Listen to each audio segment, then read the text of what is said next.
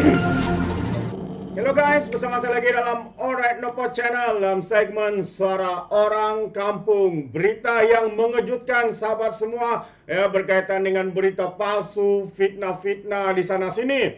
Dan yang terkini adalah Datuk Seri Muhammad Sabu menjadi mangsa fitnah dan juga penyebaran berita palsu. Ya, apakah perkara itu sahabat semua? Ini yang saya kongsikan bersama dengan kita. Tapi sebelum itu, jangan lupa untuk terus support Alright Nopo Channel dengan cara tekan butang subscribe, like, dan share. Sembari kita ikuti berita gempak hari ini. Dan satu lagi sahabat semua, akhirnya MB Kelantan mengaku. Apakah pengakuan itu? Ya, jangan pergi dulu. Ini yang saya ingin kongsikan bersama-sama dengan Anda semua. Jadi poster Mat Sabu promosi skim pelaburan palsu, laporan Iskem M telah dibuat.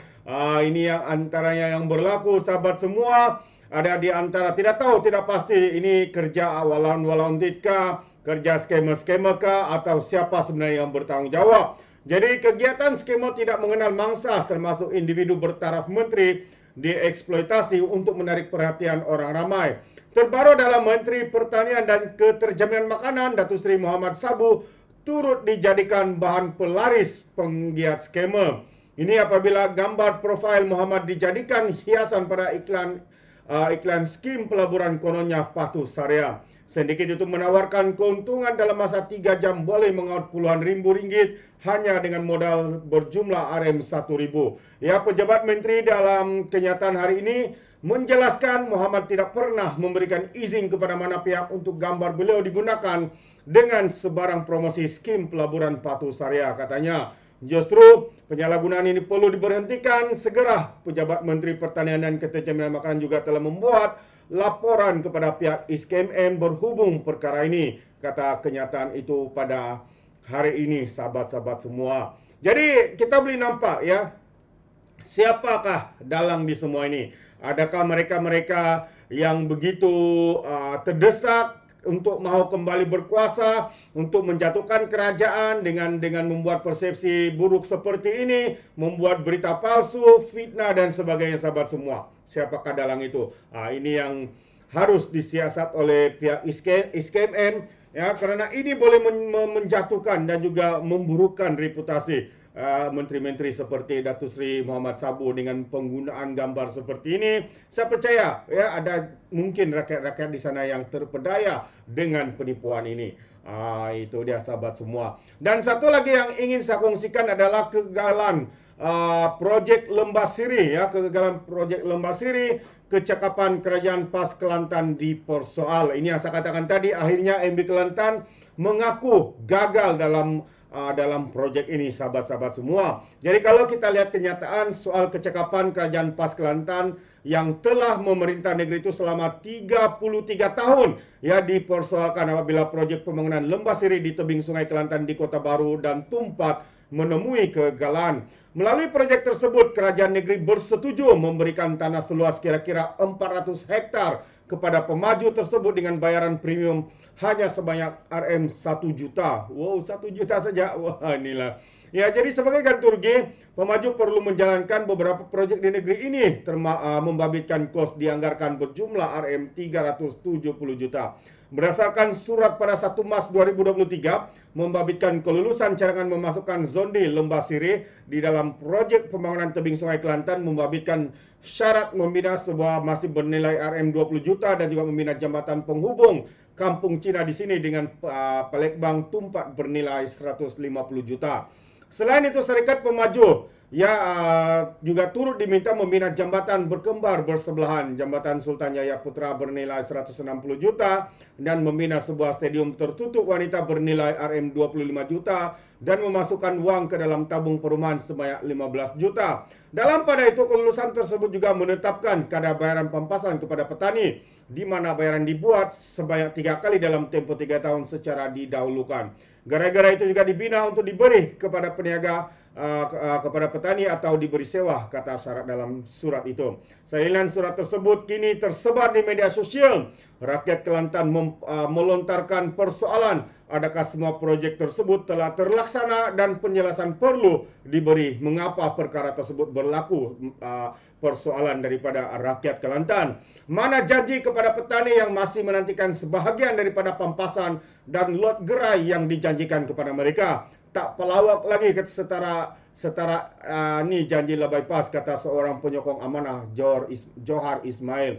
Kesilapan Kerajaan PAS Kelantan, ketidakcakapan Kerajaan PAS Kelantan juga terbukti apabila baru-baru ini Timbalan Menteri Besar Muhammad Datuk Muhammad Nik Abdullah mengakui bahawa Kerajaan Kelantan melakukan kesilapan semasa memeterai perjanjian dengan Syarikat Pemaju Leases Standard Cost Sdn Bhd bagi pembangunan Lembah Sirih.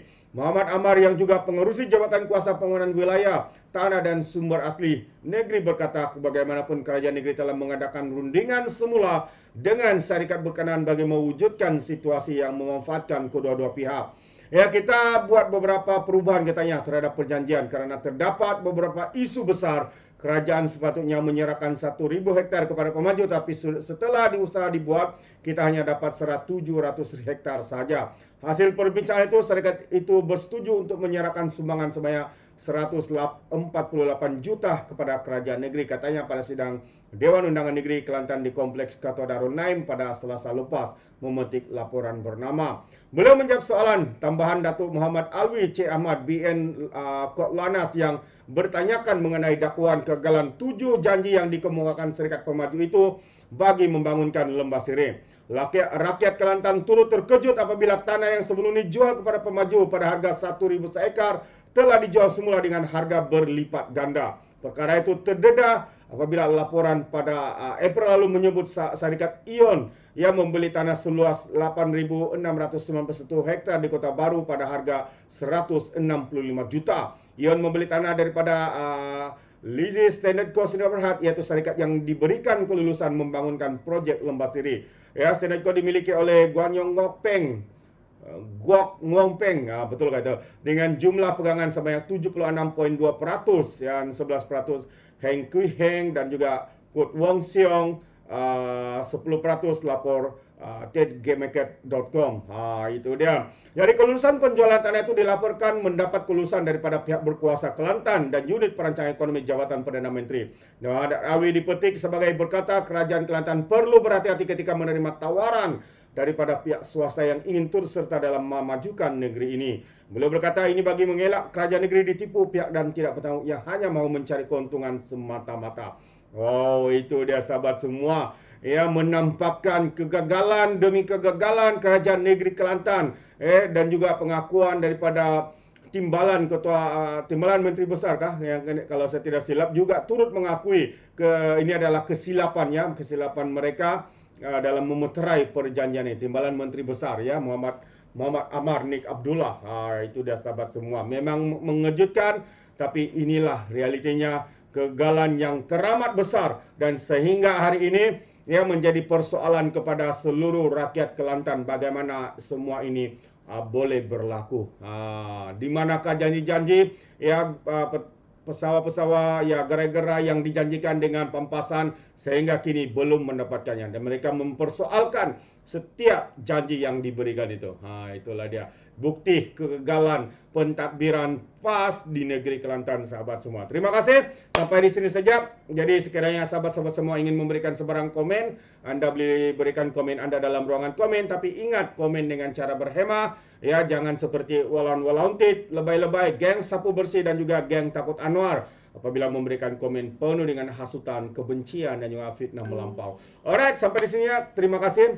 Jadi izinkan saya untuk mengundurkan diri dan seperti biasa peribahasa mengatakan tapapun kangkap 2 ton keinginan. Dalam bahasa Melayu, tepuk dada, tanya selera. Sekian saya daripada Alright The Channel. Sehingga kita berjumpa lagi dalam info dan update yang seterusnya. Sekian. Bye-bye.